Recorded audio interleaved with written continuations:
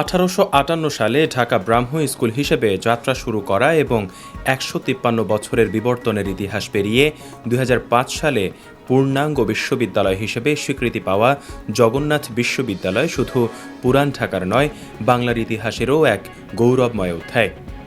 ভাষা আন্দোলনে প্রথম শহীদ রফিক উদ্দিন আহমদ ছিলেন এই বিশ্ববিদ্যালয়েরই ছাত্র। 1952 সালের 21 ফেব্রুয়ারি প্রথম 10 জন 144 ধারা ভেঙেছিলেন।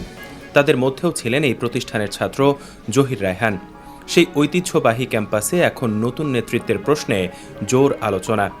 জগন্নাথ বিশ্ববিদ্যালয়ে ছাত্রদলের নতুন কমিটি গঠন নিয়ে ক্যাম্পাসে এখন সরগরম পরিবেশ। সভাপতি ও সাধারণ সম্পাদক পদে সম্ভাব্য হিসেবে আলোচনায় রয়েছেন 1 নং যুগ্ম আহ্বায়ক সুমন সর্দার, মুস্তাফিজুর রহমান রুমি এবং রবিউল আউয়াল।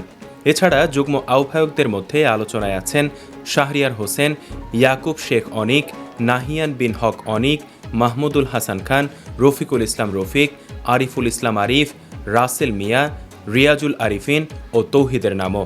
খোঁজ নিয়ে জানা গেছে নেতৃত্বের দৌড়ে সবচেয়ে এগিয়ে রয়েছেন সুমন সর্দার, মুস্তাফিজুর রহমান রুমি এবং শাহরিয়ার হোসেন।